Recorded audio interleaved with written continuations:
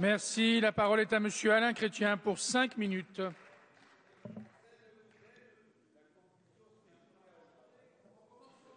La Franche-Comté.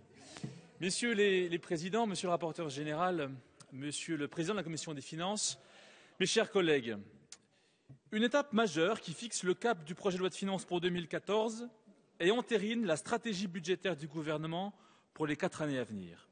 C'est par cette phrase, monsieur le ministre, que vous avez présenté le programme de stabilité au Conseil des ministres le 17 avril dernier. La réalité est que ce programme de stabilité est une étape majeure, certes, mais vers la sortie de route de nos finances publiques. Oui, une succession de renoncements, un renoncement au redressement de nos finances publiques, un renoncement à la croissance et un renoncement à la crédibilité. Tout ce que nous vous avions annoncé en juillet et en novembre, notamment Gilles Carrez, est en train malheureusement de se produire. Le renoncement au redressement des finances publiques. Vous avez dû réajuster la trajectoire de redressement des comptes publics en reportant à 2014 le retour à dessous des 3%. Le scénario idéal du candidat Hollande ne s'est donc pas réalisé. On nous avait promis une marche très haute à franchir en 2013, suivie d'années moins difficiles. La réalité devrait être différente. 2013 et 2014 se présentent comme 2 années particulièrement difficiles, alors que les taux de prélèvement obligatoire et d'endettement public vont s'élever respectivement à 46,5 et 94,3% du PIB, le taux de dépenses publiques devrait atteindre 56,9%, ce qui est un record. Vous l'avez déjà entendu et nous le répéterons. Vos mesures de soutien au pouvoir d'achat sont financées par la dépense publique. Quant à la loi sur la sécurisation de l'emploi, votée il y a quelques jours, elle va entraîner une augmentation de la taxe sur les CDD et donc plus de lourdeur pour les entreprises. Les priorités du gouvernement, que sont l'enseignement, la sécurité et la justice, relèvent aussi du secteur public, avec une augmentation de la masse salariale et l'augmentation de 65 000 nouveaux fonctionnaires. C'est incompréhensible à un moment où notre pays s'avère incapable de respecter la trajectoire de redressement de ses finances et où les efforts doivent être clairement identifiés. Deuxième renoncement, celui de la croissance. Dès le mois d'octobre 2012, Gilles Carrez vous avait dit que votre objectif de croissance à 0,8% était d'ores et déjà moribond. Faute de réformes structurelles courageuses, vous assommiez les Français et les entreprises de 20 milliards d'impôts supplémentaires. Pour la seule année 2012, le taux moyen d'impôt sur le revenu est passé de 34,6 à 41%.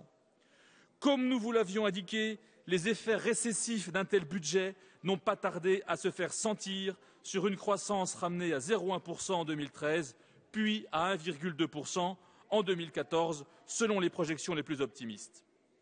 Outre la perte d'attractivité fiscale, la politique budgétaire que mène votre gouvernement ne pose pas la bonne question, celle du nécessaire rééquilibrage entre hausse des recettes et baisse de la dépense. Il en résulte une politique fiscale qui fait porter les 2/3 de l'effort sur les ménages et sur les entreprises. Pour résumer, le changement que vous appelez de vos vœux, c'est en fait une révolution fiscale permanente. Et puis, que dire du CICE, puisque on rend 20 milliards d'euros d'un côté et on en prend 20 milliards d'euros de l'autre. Donc finalement, le CICE participe d'un jeu à somme nulle, puisque les entreprises ne sont pas dupes. Elles ne sont pas dupes quand on voit le faible nombre de CICE qui sont signés d'ores et déjà. Pour signer des CICE, il faut de la confiance. Et quand il n'y a pas de confiance, il n'y a pas d'envie d'investir et pas envie d'embaucher. Et puis enfin, un renoncement à la crédibilité. Les prévisions de croissance, mes chers collègues, sont un outil de crédibilité. Elles sont la base sur laquelle doivent dépendre les prévisions et la crédibilité de tout gouvernement. Or, vos prévisions de croissance ne sont pas crédibles. Comme l'a dit Valérie Pécresse, elles sont critiquées et remises en cause par 3 grandes institutions financières que sont l'OFCE, le FMI et, excusez du peu, le Haut Conseil des finances publiques, qui les 3 ont d'ores et déjà jugé vos prévisions de croissance totalement surestimées. Je n'étais pas là, mais ne vous en faites pas, je sais ce qui s'est passé et aujourd'hui, ce n'est pas dans le rétroviseur qu'il faut regarder, mais vers l'avenir. Regardez vers l'avenir, mes chers collègues, et pas dans le rétroviseur, c'est ce que les Français vous demandent. Bref, mes chers amis, avec ce programme de stabilité, vous ne répondez pas à 3 questions essentielles. Comment allez-vous échapper à un collectif budgétaire cette année?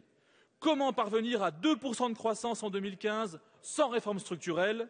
Et comment s'exonérer de cet avis du Haut Conseil des finances publiques qui discrédite complètement ce programme de stabilité que vous irez présenter et défendre à Bruxelles? Je vous remercie.